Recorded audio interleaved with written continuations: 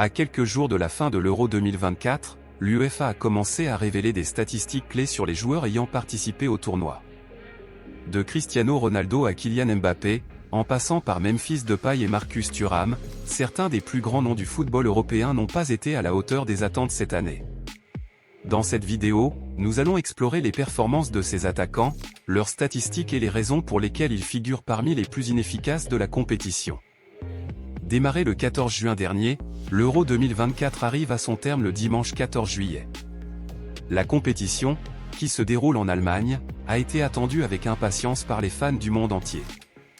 Cependant, contrairement à la Coupe d'Afrique des Nations récemment jouée en Côte d'Ivoire, l'Euro 2024 a déçu beaucoup de spectateurs. Alors que certains matchs ont été passionnants, la majorité des rencontres se sont déroulées sans grand spectacle. Les défenses solides ont souvent pris le dessus, laissant les attaquants dans l'incapacité de s'exprimer pleinement. Commençons par l'équipe de France, qui, avec des talents comme Kylian Mbappé et Marcus Thuram, était censée être l'une des forces offensives les plus redoutables de ce tournoi. Marcus Thuram, titulaire lors des 2 premières sorties de la France, a particulièrement déçu. L'attaquant de l'Inter Milan n'a pas trouvé le moyen de marquer, se montrant souvent lent et maladroit. Il a manqué de cadrer ses tirs à 9 reprises, ce qui a conduit Didier Deschamps à le remplacer par Kolo Muani. L'attaquant néerlandais Memphis Depay partage la table des mauvais attaquants avec Marcus Thuram. Malgré ses 2 buts inscrits dans le tournoi, Depay a été très imprécis devant les buts. Connu pour ses nombreuses tentatives, l'ancien joueur du FC Barcelone a manqué le cadre plus de 9 fois. Bien que les Pays-Bas continuent de marquer des buts, l'inefficacité de Depay devant les buts reste une source de préoccupation pour son équipe. Cristiano Ronaldo, quintuple Ballon d'Or, est également dans le lot des attaquants les plus imprécis de l'Euro 2024. Titulaire lors des 5 matchs du Portugal, Ronaldo n'a pas marqué le moindre but, malgré ses nombreuses tentatives.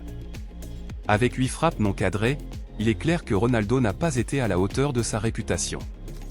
À 39 ans, l'attaquant de Al Nassr semble avoir perdu son efficacité devant le but. Bien que cela puisse être attribué au poids de l'âge, il est évident que ses performances ont déçu de nombreux fans. Enfin, nous avons le jeune Suisse d'origine sénégalaise, Dan N'Doye, et le capitaine des Bleus, Kylian Mbappé, qui complètent ce tableau mitigé. Dan N'Doye, avec ses 8 frappes non cadrées, n'a pas réussi à s'imposer dans ce tournoi.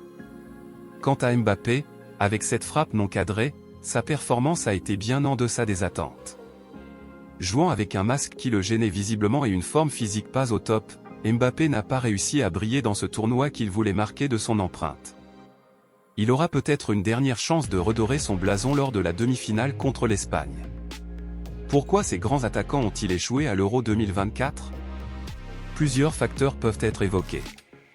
Les défenses solides ont certainement joué un rôle majeur, rendant les opportunités de but rares et difficiles à concrétiser. De plus, la pression immense et les attentes élevées peuvent également avoir affecté les performances de ces joueurs. Pour des stars comme Ronaldo et Mbappé, chaque tournoi international est une occasion de prouver leur valeur, et l'échec à marquer peut être dévastateur pour leur morale et leur confiance.